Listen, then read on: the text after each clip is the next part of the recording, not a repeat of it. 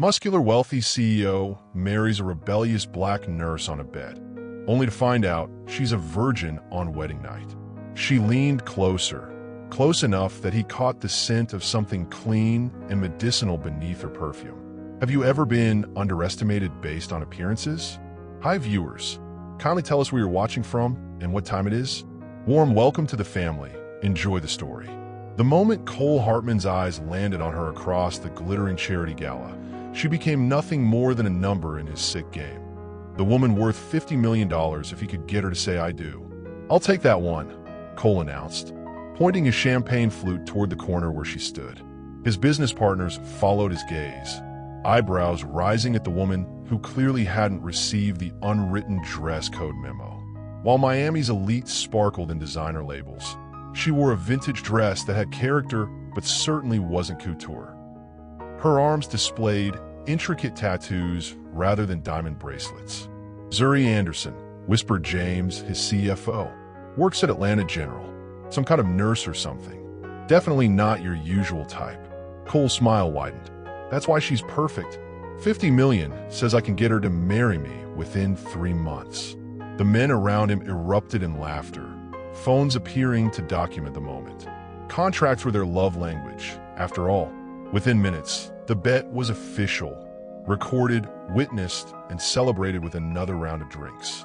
What Cole didn't notice was how the woman in question watched this exchange from across the room, her dark eyes missing nothing. Crystal chandeliers hung like frozen rain above the charity gala, casting diamond reflections across champagne flutes and platinum watches, while Zuri stood alone in her vintage dress, an island of authenticity in an ocean of pretense. She sipped water instead of champagne, calculating the cost of each centerpiece in nurses' wages. When Cole finally approached, his cologne announced his arrival before his voice did. "Those shoes are certainly unique," he said, flashing a smile that had graced Miami Magazine's Most Eligible Bachelor cover 3 years running. Zuri didn't smile back. She looked him over slowly, like a nurse assessing a patient's condition. "So, is your approach?" His practiced charm faltered. Women didn't usually challenge Cole Hartman.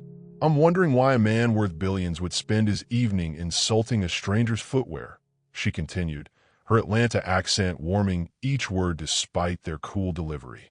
She leaned closer, close enough that he caught the scent of something clean and medicinal beneath her perfume. "I know exactly what men like you want, and I promise you'll never get it from me." Yet 30 days later, she'd be walking down the aisle toward him, with secrets that would burn his empire to ashes. Have you ever been underestimated based on appearances? Would you know if someone approached you with hidden motives? Drop your thoughts below. He approached her with a diamond worth more than her yearly salary, thinking money could buy anything, not realizing she'd already calculated exactly how to use his arrogance against him. 2 weeks after their first meeting, Cole's private investigator had compiled a file on Zuri Anderson. 32 years old, trauma nurse, graduated top of her class, volunteer work in underserved communities. No criminal record, no serious relationships in the public record. A woman who worked 18-hour shifts, lived modestly, and seemed impossible to impress. The perfect challenge. His corner office overlooked Miami's coastline, 60 floors of power and glass. But as she stepped off the private elevator in scrubs after her hospital shift, refusing his assistant's offer of champagne, the room suddenly felt small. "You've been following me," she stated, dropping her bag on his pristine white sofa. Cole smiled. "I prefer to call it research. I call it stalking." She remained standing, arms crossed. "What do you want, Mr. Hartman?" "Dinner. Conversation. The pleasure of your company." "Why me? There are countless women who'd be delighted by your attention." He stepped closer, enjoying how she held her ground. "Perhaps that's precisely why. I'm bored with delight, and I'm busy with real life. My mother taught me not to play games I can't win." "Who says you can't win?" Cole removed a velvet box from his desk drawer, clicking it open to reveal a diamond that caught the afternoon sun and scattered it across the walls. For the first time, Zuri looked genuinely surprised. "This is insane. You don't know me.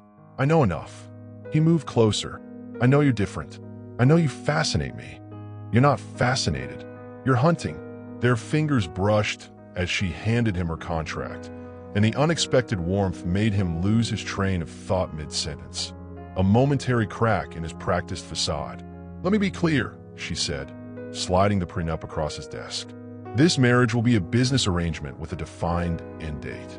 1 year, $50 million, separate bedrooms, and when it's done, I walk away with enough money to build a trauma center in my hometown. That's my counteroffer."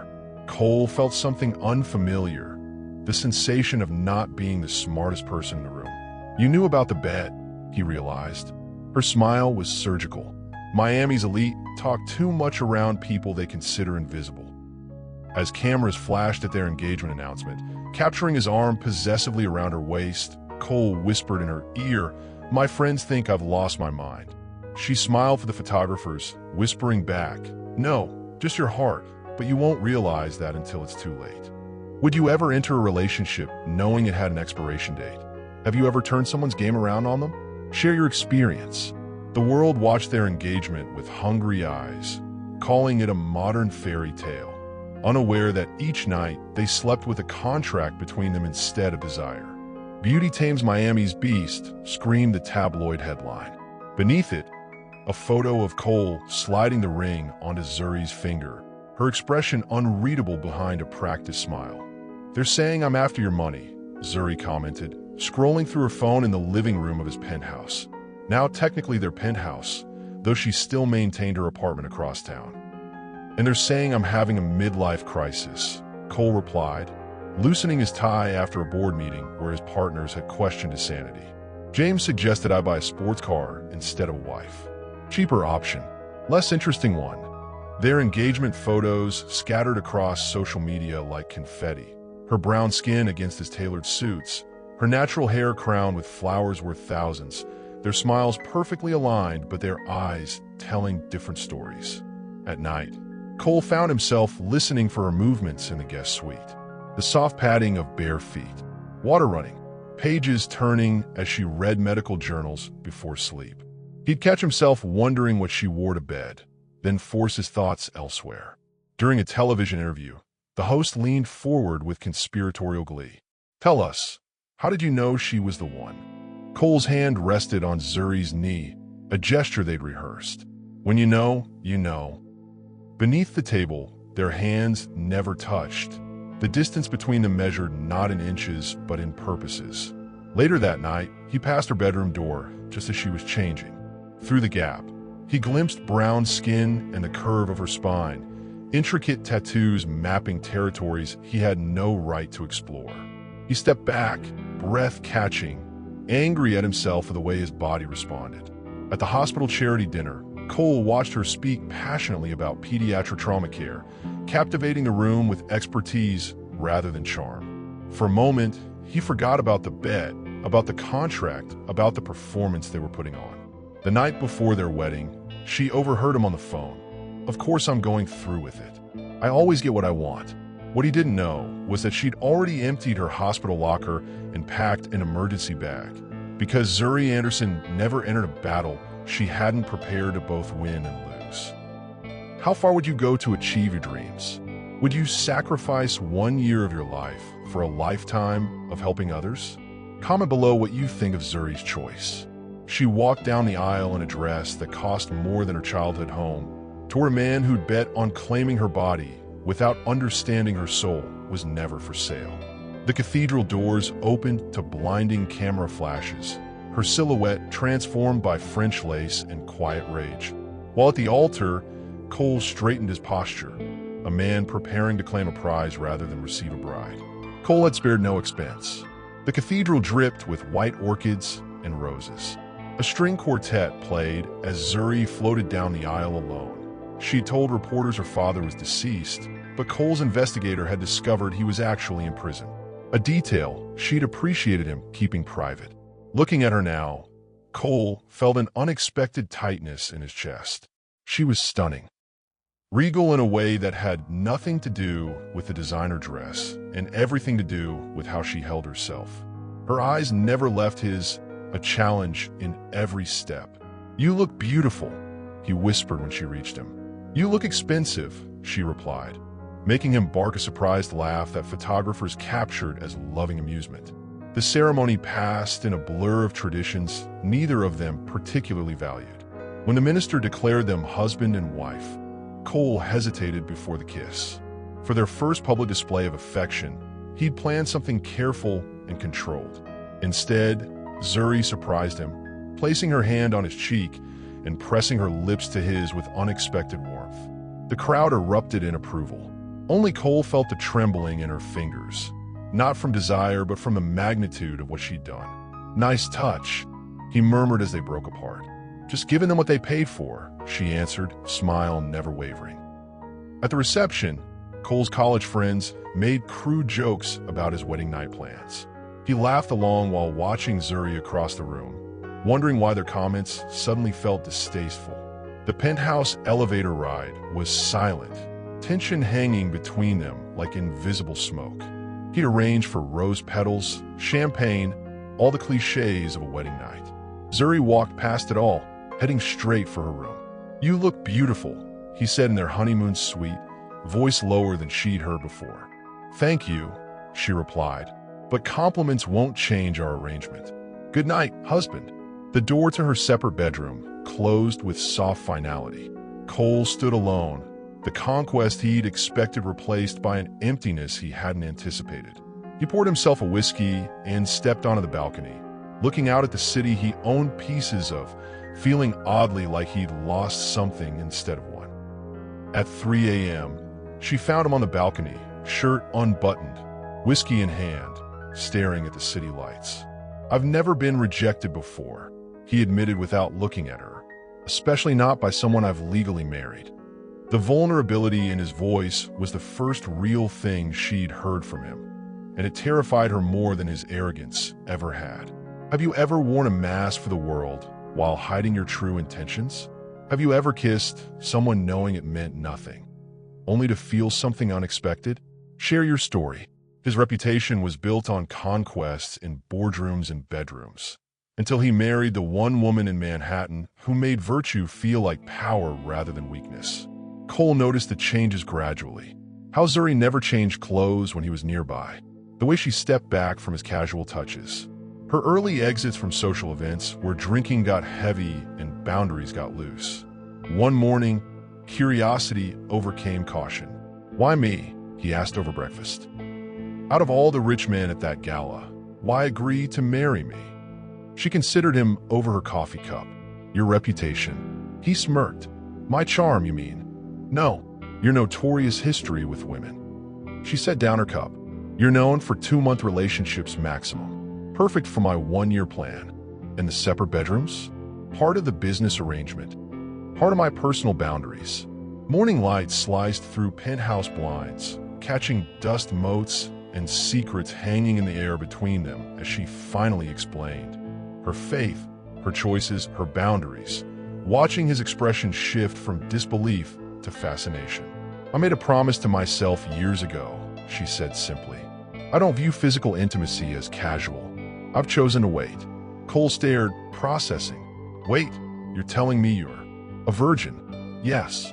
She met his gaze steadily. Does that surprise the great Cole Hartman? It did, immensely. Women in his world used their bodies as currency, as weapons, as tools for advancement. The concept of deliberate restraint was foreign to him. "So you've never," he started. "Not with anyone," she finished. "And not with you either. That wasn't part of our deal." He studied her face, searching for leverage but finding only certainty.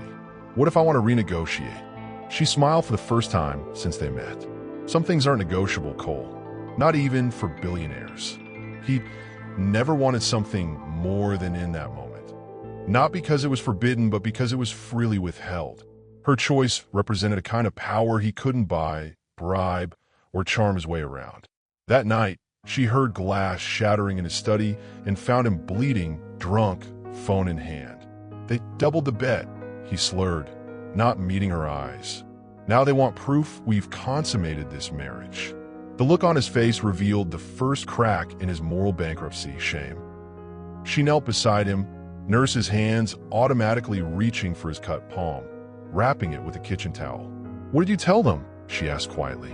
To go to hell. He looked up, eyes bloodshot but clear. I told them to go to hell.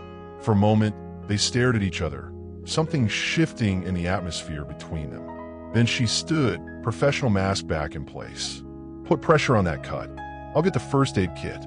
As she walked away, Cole realized he'd just made the first decision in his adult life that wasn't calculated for personal gain.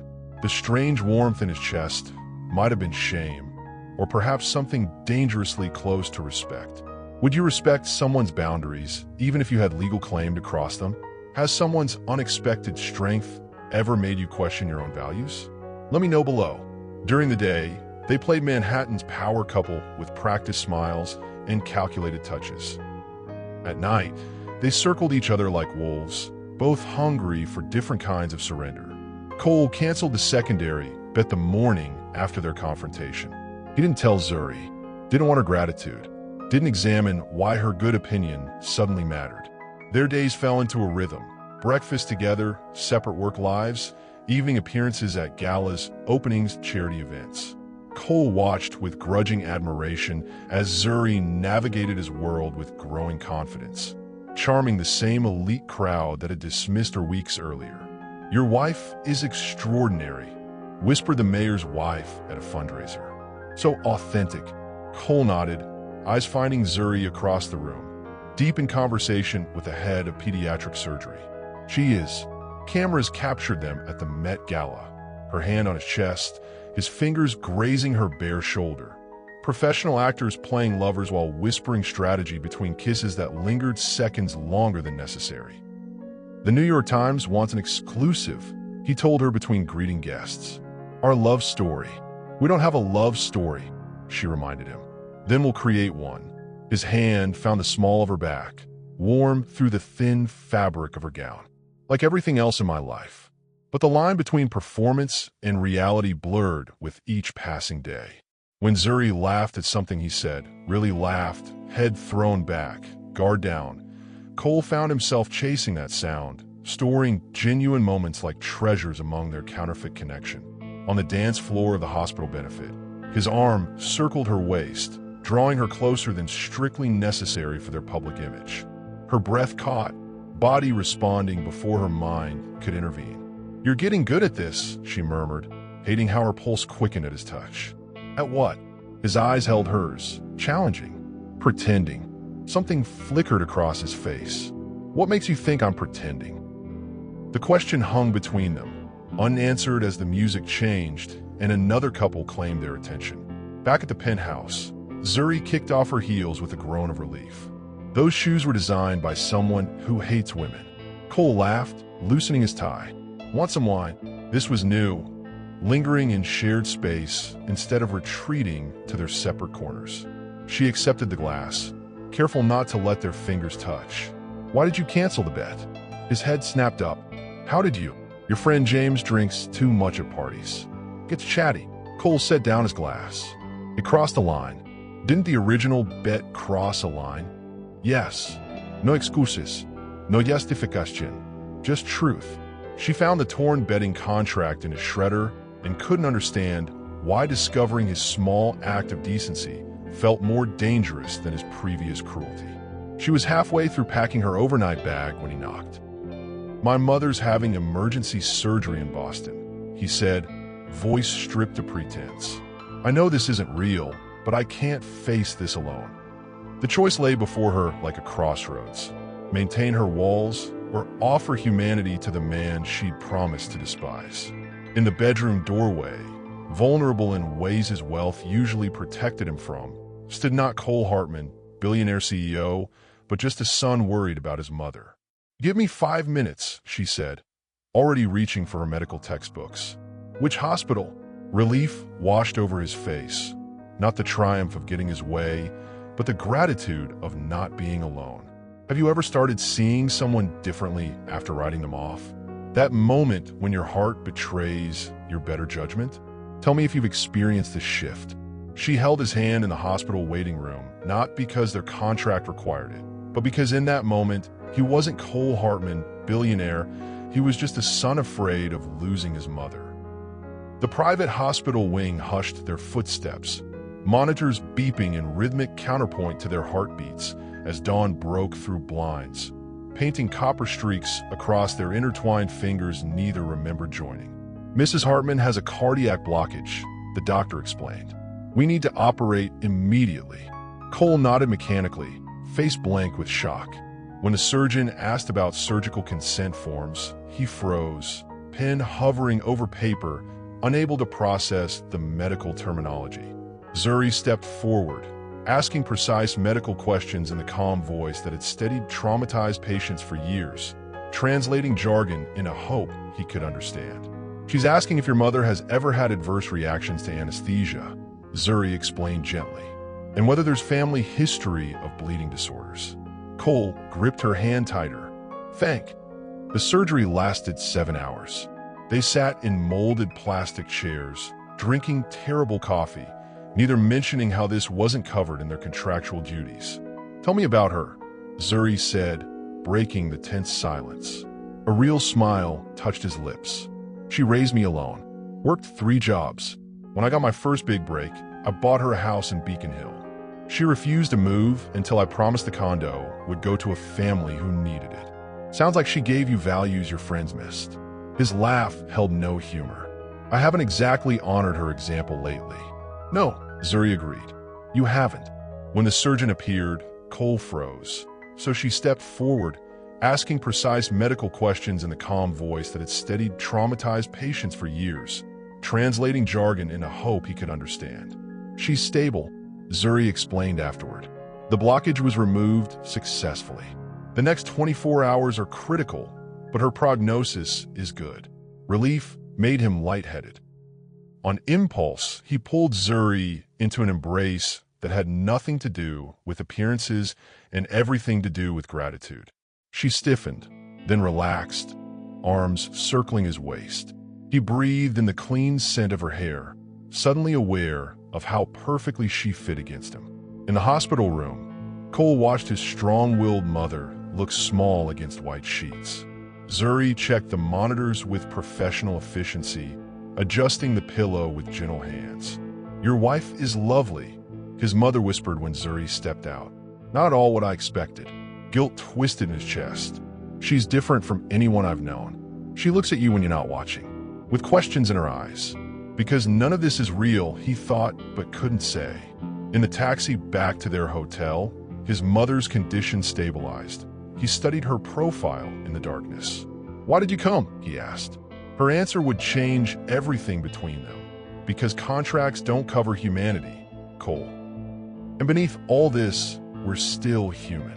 Neither noticed the photographer capturing their exhausted embrace through the cab window, proof of intimacy his friends had demanded. That night in the hotel suite, boundary lines blurred. Too tired for pretense, they both collapsed onto the same bed, a careful distance between them that disappeared in sleep. Cole woke at dawn to find Zuri's head on his shoulder, her hand resting over his heart. For the first time since the bet began, he wished desperately that something in his life wasn't built on lies. When have you seen someone's true character emerge during crisis? That revealing moment when masks fall away? Share your experience in the comments. The morning their supposed intimacy made headlines, she realized the most dangerous thing wasn't his original betrayal, but her body's betrayal every time he now entered her room. Hartman's tender moment with new bride, the New York Post declared. Below it, a grainy photo captured through the Boston taxi window. Cole holding Zuri, her face pressed against his chest, his lips in her hair. Their penthouse felt different after Boston. Smaller, warmer, charged with unspoken currents as newspapers splashed their private moment across morning editions, turning vulnerability into spectacle. "I'm sorry," Cole said, tossing the paper aside. "I should have checked for photographers." Zuri stared at the image. "It looks real." It was real. His voice dropped. "Wasn't it?" She turned away, busying herself with coffee. "Your friends must be thrilled. They got their proof." The subject of his friends had become radioactive between them. Cole hadn't returned their calls since Boston, choosing instead to spend evenings with Zuri. Watching medical dramas, she critiqued mercilessly, learning her rhythms, her opinions, her unexpected love for spicy food and horror movies. "I don't care what they think anymore," he said finally. She looked up sharply. "Since when?" "Since I spent 18 hours watching you care for my mother like she mattered to you. Since I realized there's more value in how you treat a sick woman than in closing a billion-dollar deal." His phone buzzed with congratulatory texts, crude messages assuming the photo meant he'd sealed the deal with his Ice Queen wife. He silenced it without responding. That evening, they attended a gallery opening in Chelsea. Something had shifted. Her hand sought his naturally now. Her smile came more easily. Her body relaxed against his as they viewed installations. "You actually understand this?" he whispered, staring at an abstract canvas selling for the price of a small yacht. "Not even a little," she admitted, laughter bubbling up. "I was hoping you'd explain it to me." Their shared amusement drew them closer, creating an island of authenticity in the pretentious crowd. Walking home through light rain, Cole draped his jacket over her shoulders without thinking. "You don't have to do that," she said. "No one's watching." "I know." Inside the penthouse elevator, the air between them thickened.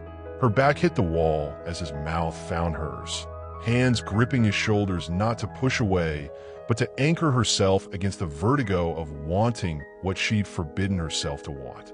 "Wait," she gasped, pressing her forehead against his. "I can't think when you're this close." His breathing was uneven, pupils dilated. "Then don't think." The elevator doors opened to their floor, breaking the moment. They stepped apart, electricity still crackling between them.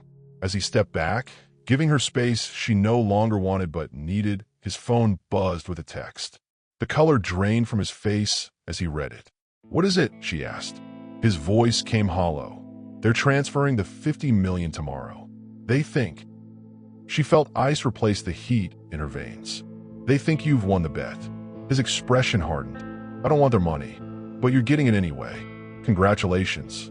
Her voice broke on the last word. "The bet's complete." She turned toward her bedroom, hating herself for forgetting, even for a moment, what had brought them together. "Zuri, wait.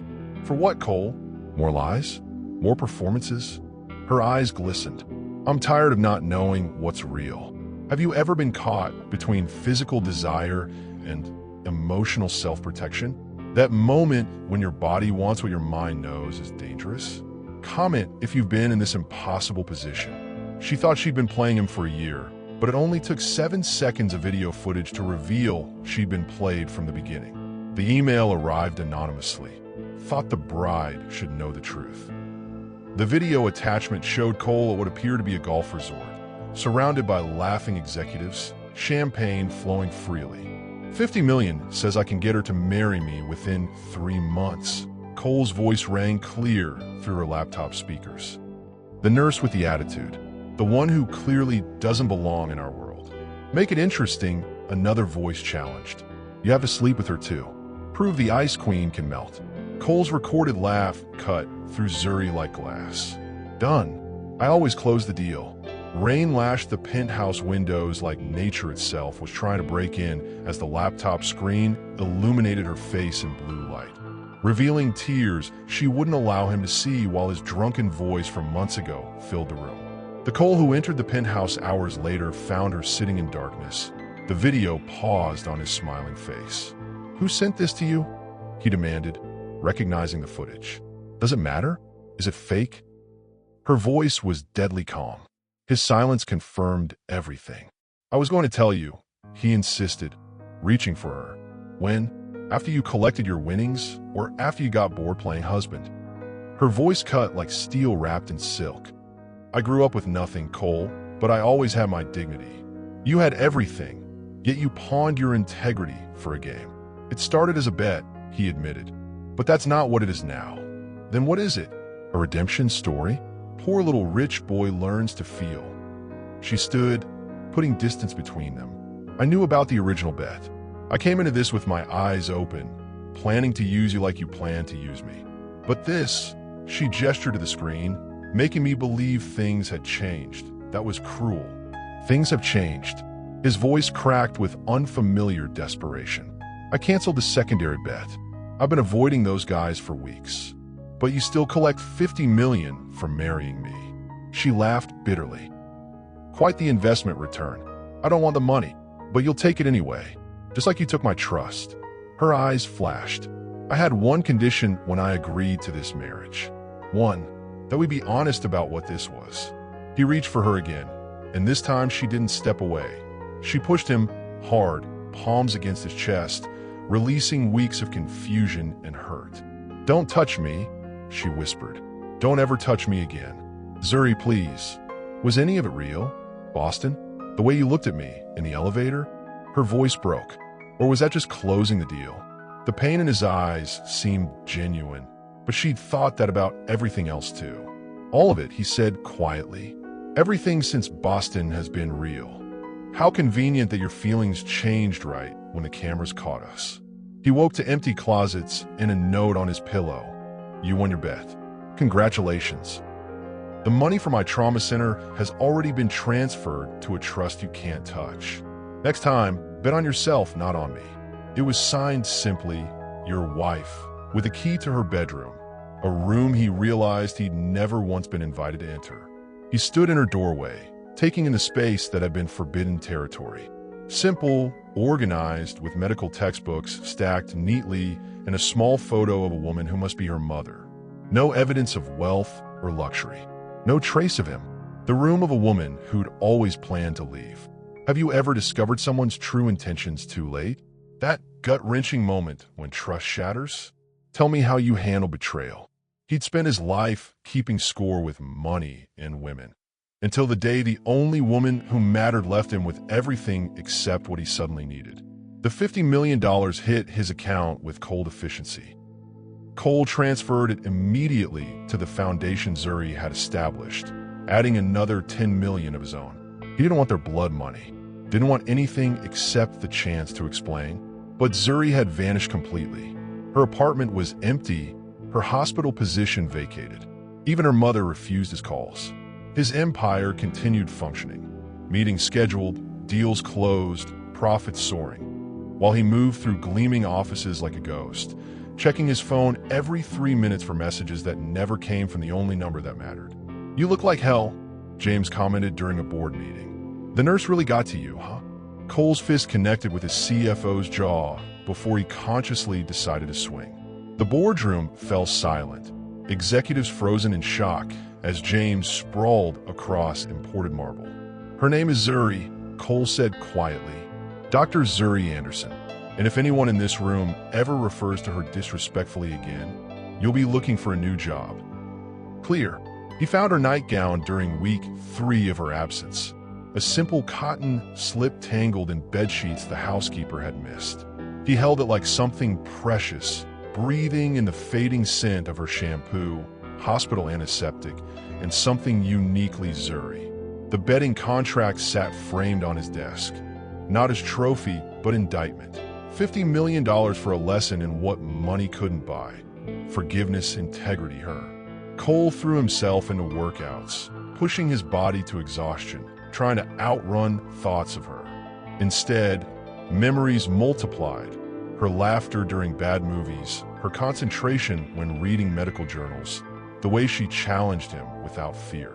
The divorce papers arrived on day 47. Clean, efficient, asking nothing from him but freedom. He left them and signed. His mother called daily, worry clear in her voice. "What happened, Cole?" "I got exactly what I deserved," he answered. Sleep eluded him. Food lost its taste. The penthouse, once his pride, felt cavernous and cold. He caught himself talking to her absence, arguing with her principles, finally understanding what she'd meant about dignity being non-negotiable. The Miami club scene, once his code playground, now repulsed him. Women approached with familiar intent, offering without words what Zuri had protected with boundaries. He left each time. Something fundamental shifted in his understanding of desire versus worth. 3 months after she vanished, his assistant interrupted a board meeting. "Sir, Atlanta General Hospital is calling. There's been an accident." The world stopped spinning as blood rushed from his face. "Is she?" He couldn't finish the question. The answer came gentle but devastating. "She's asking for you." but only because you're still legally her husband. He was on a company jet within the hour, heart hammering against his ribs, praying to a God he'd never believed in that he wasn't too late. Not for the marriage. He'd accepted that was over, but for the chance to tell her the truth. That somewhere between the contract and the heartbreak, the bet and the betrayal, he'd fallen in love with the one woman who had every reason to hate him. When have you won something only to realize you've lost everything that matters? Share a time when getting what you wanted taught you what you actually needed. She never wanted to see his face again, until the day doctors gave her news too heavy to carry alone, and his was the only name she could legally provide. Atlanta felt like freedom after Manhattan. Zuri returned to her hospital shifts, moved into a small rental house with a front porch, and tried to forget the 3 months of her life that felt like a fever dream. Every morning, she woke expecting the hollowness to fade. It didn't. The accident happened on a rainy Tuesday. A delivery truck hydroplaned, crossing the median. Zuri swerved, hit the guardrail, and everything went black. She woke to beeping monitors and the irony of being on the wrong side of the hospital bed. Her first coherent thought was about the baby, the secret she discovered just days earlier. "The baby's fine," the doctor assured her, "but we need to contact your next of kin." "I'm not married," she said automatically. The doctor glanced at her chart. "Your records show." "My husband and I are separated," Zuri admitted. "Please don't call him." But hospital protocol was clear. With a concussion, fractured ribs, and pregnancy complications, they needed her legal next of kin. The Atlanta hospital corridor stretched endless under fluorescent lights, his designer shoes squeaking against linoleum a world away from marble lobbies. Each room he passed containing someone's worst day until he reached hers, finding her small beneath white sheets, bruised but breathing. Cole burst through the door exactly 4 hours after they called him, still wearing the suit from his board meeting, eyes wild with fear that calmed only when he saw her conscious. "Zuri," he breathed, like her name was both prayer and answer. "You didn't need to come," she said, looking away. "You could have died." His voice broke. "Of course I came." The doctor returned with ultrasound equipment. Cole's confusion was visible as the technician prepared Zuri's abdomen. "The baby is fine," she said before he could speak, watching shock register on his face. "I found out last week. I was coming to tell you when the truck hit my car." The words hung between them, life created during their brief moment of genuine connection. "I don't expect anything from you," she continued. "I just thought you should know." His response surprised them both. "I expect everything from myself." When the technician left, silence stretched between them. "How far along?" he finally asked. 11 weeks. Boston. The night in the hotel. The night everything changed. "Why were you coming to tell me?" "Because regardless of what happened between us, you have the right to know about your child." Cole sat in the visitor's chair, hands clasped between his knees. "The divorce papers are still on my desk. Unsigned." She closed her eyes. "This doesn't change anything." "It changes everything, Zuri. A baby isn't taped to fix what's broken." "No," he agreed.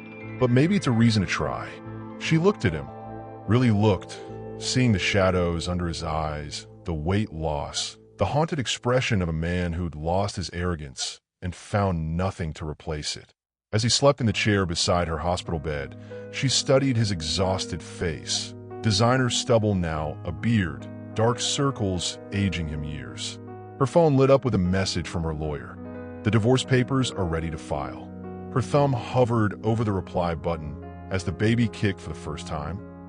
A tiny life connecting her forever to the man she'd planned to erase. What would you do if life connected you permanently to someone who broke your trust? Would you try again or maintain distance? Share your thoughts below. The divorce papers sat in sign between them like a border between countries, neither willing to cross first, neither ready to retreat. "You can't stay here," Zuri protested when Cole showed up at her rental house the day after her hospital release, suitcases in hand. "I'm not asking to move in," he clarified. "I got a place down the street. But I'm not missing another doctor's appointment or a single moment of this pregnancy." She wanted to argue, but couldn't find the energy. Between healing ribs and morning sickness, she needed help whether she liked it or not. Cole slipped into caretaker mode, with surprising ease. He stocked her fridge, drove her to appointments, and never once mentioned their marriage beyond practical matters. The man who once commanded boardrooms now researched prenatal vitamins with the same intensity he'd once applied to corporate takeovers. She rented a modest craftsman house with a front porch swing where Georgia's summer evenings stretched honeygold across weathered wood, so different from Manhattan steel and glass. Yet somehow he looked more at home here, sleeves rolled up, helping paint the nursery, than he ever had in boardrooms. "Why blue?" he asked one afternoon, roller in hand. "Because I like it," she answered, then added softly, "It reminds me of the ocean outside your Miami office. The first time I saw something that beautiful." He stared at her, paint dripping unnoticed onto the drop cloth. Life found a rhythm. Cole took video calls from his rental house, running his empire remotely. Zuri returned to limited hospital shifts. They ate dinner together most nights, talking about the baby, but carefully avoiding the past that had brought them here. "We need to discuss how this works after the birth," she said one evening. "I am listening." "Joint custody, co-parenting, clear boundaries." He nodded, face neutral. "And where will we do this co-parenting? Miami or Atlanta?" The question hung heavy. Her life was in Atlanta now. His empire required Miami. "I'm not moving back," she said firmly. "I didn't ask you to." The technician left them alone with the sonogram image, and in the darkened room, he knelt beside her chair, hand tentatively covering hers on her swollen belly. "Thank you for letting me be here," he whispered, and when she turned to respond, their lips met with the gentle hesitation of people relearning trust, a kiss that tasted of second chances neither had expected to want. She pulled back first. "We can't just forget what happened." "I'm not asking you to forget," he said. "I'm asking you to remember everything, including Boston, including the night in the elevator, including right now." His phone rang, interrupting the moment, his executive assistant's voice tight with controlled panic. "Cole, you need to return immediately. Someone's attempting a hostile takeover. They're using your absence and marriage scandal as leverage with the board." As he packed his bag, the divorce papers slipped from the nightstand, still unsigned, now stained with nursery paint the color of promise. "I have to go," he said, hesitating at her door. "I know, this isn't me choosing the company over you. This is me protecting what will belong to our child someday." She nodded, one hand on her growing belly. "Go. We'll be here when you get back." The "we" hung in the air between them. Not quite forgiveness, not quite reconciliation, but the first bridge across the chasm of their past. Do you believe people can truly change? Have you ever given someone a second chance they didn't deserve, but somehow earned anyway? Share your experience. He built a business empire with ruthless precision, yet stood helpless watching another man measure the crib he should have built in the home that should have been his. Cole fought the takeover attempt with trademark efficiency, though his heart remained in Atlanta. Board meetings blurred together as Cole defended the company that once defined him, mechanically countering financial arguments while his mind constantly calculated time zones, imagining her at prenatal appointments he was missing, wondering if she missed him asking. The crisis took 3 weeks to resolve. 3 weeks of 18-hour workdays, sleeping on his office couch, and FaceTime calls with Zuri that grew progressively shorter as exhaustion claimed them both. "You look tired," she observed during their nightly call. "I'm tired of being here instead of there." Her expression softened. "The company needs you." "And what about you?" he asked before he could stop himself. "Do you need me?" The question hung between them, unanswered as a knock sounded at her door, pulling her attention away. "I should get that. Talk tomorrow." The call ended before he could reply.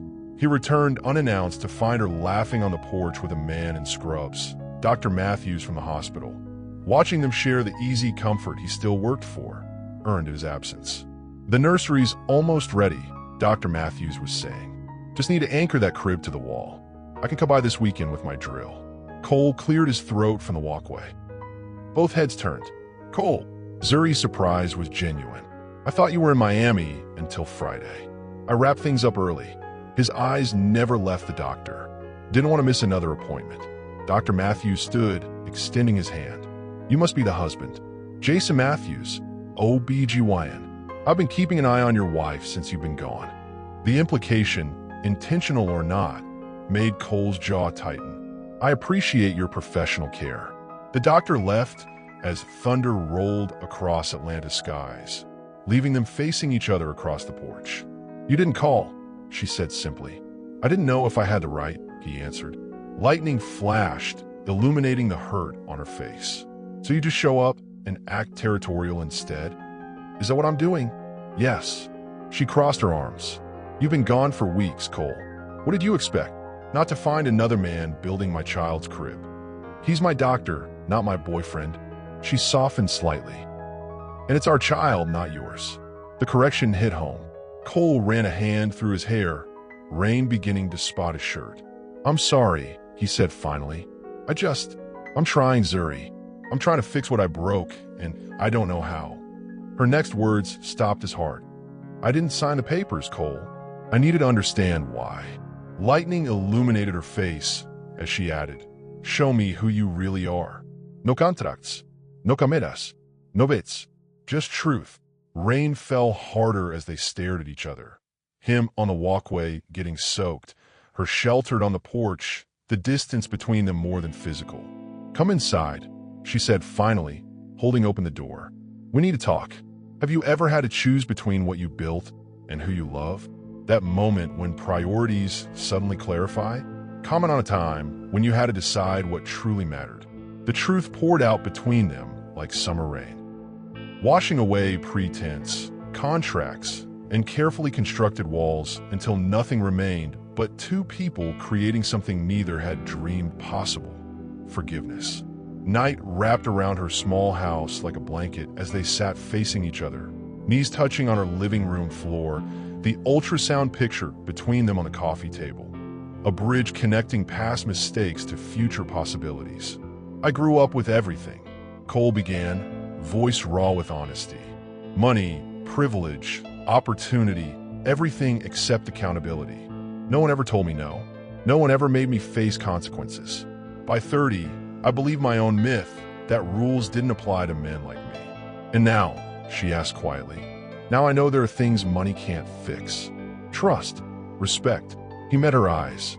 Your heart. Thunder rumbled outside as Zuri took her turn, sharing truths she protected even during their marriage.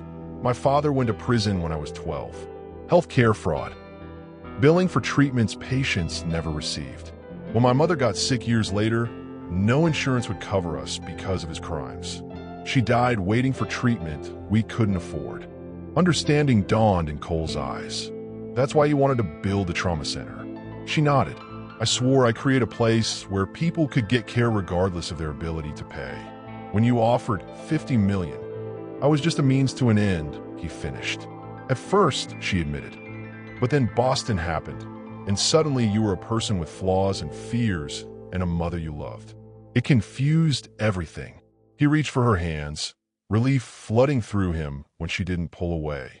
I don't deserve your forgiveness, he said, but I'm asking for the chance to earn it, day by day for as long as it takes. What about Miami? Your company? I've restructured the leadership, promoted Lisa to CEO. Zuri's eyes widened. You're giving up your company? I'm choosing what matters. The company will survive without me. Our family won't. The word family hung between them, the possibility that had seemed impossible months ago. I need to know this is real, she whispered against his mouth. He laid her gently on the bed, moving with reverent patience. I'll spend my life proving it, he promised, and for the first time, she believed him. When morning light filtered through the curtains, Cole traced patterns on her bare shoulder, marveling at how coming home felt like a place, not a building. I can relocate headquarters to Atlanta, he said quietly. We already have regional offices here. She turned to face him. You would do that? I would do anything to wake up next to you every morning. His hand rested on her belly. Both of you. Dawn found them intertwined, her head on his chest, his hand protectively curved around her belly, when both their phones began ringing simultaneously. Hers, the hospital. His lawyer. The news collided in their peaceful space. She was being offered department head at Atlanta General, while his board had issued an ultimatum: return permanently to Miami or lose everything he'd built. The baby kicked between them, countdown to a decision neither could postpone. What's more intimate, physical connection or complete emotional honesty? Have you experienced that rare moment when both align perfectly? Share what true intimacy means to you. The man who once bet $50 million to possess her stood before his board of directors and placed everything he'd built on a single truth: no empire was worth building if she wasn't there to share it.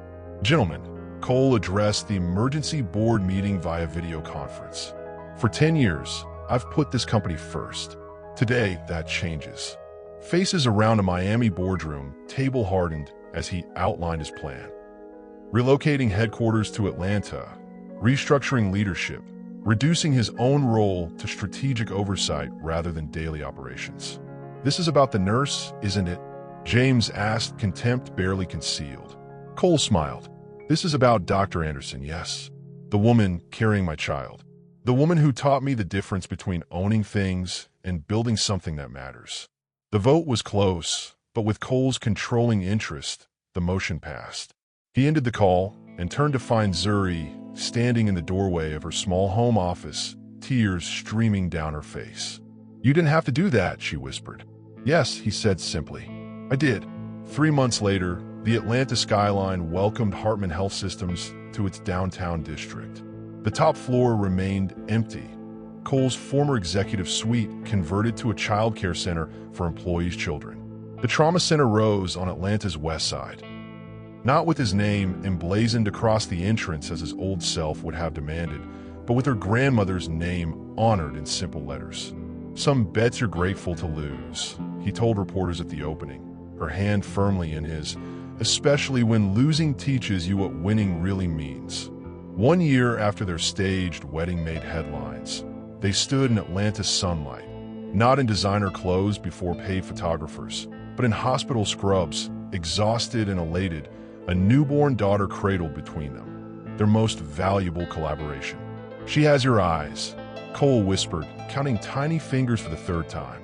And your stubborn chin, Zuri laughed, exhaustion forgotten as their daughter wrapped her hand around her father's finger. They named her Maya, after Zuri's mother, the woman whose illness had inspired the trauma center that now served thousands. In their new home, with their daughter finally asleep, he traced the stretch marks on her belly with reverence. The most beautiful roadmap, he whispered, kissing each silvery line. They let me home. Her body, once the prize in a cruel bet, now cherished as the miracle it was, creating life, creating love, creating him. The legal wedding had happened in a courthouse with cameras and contracts. Their true wedding took place on the front porch of their Atlanta home, with Maya balanced on Cole's hip and only their closest friends as witnesses. I take you, Cole vowed, not because of a bet or a business arrangement, but because you taught me what matters. Not what I own, but who I am when I'm with you. Zuri's eyes shone as she replied, I take you, not because of what you can give me, but because of who you chose to become. The man who bet everything on us. Their lips met as applause erupted from their small gathering, sealing a contract no lawyer had drafted, with terms only their hearts could enforce. What would you give up for love? Career? Parida? The person you thought you were? Tell me in the comments about a time when losing something led to gaining everything. If this story touched your heart, hit that like button. Subscribe for more stories about redemption, second chances, and discovering worth beyond wealth. Tell me in the comments which part of their journey resonated most with you. And remember, sometimes the bets we lose open doors to the victories that actually matter.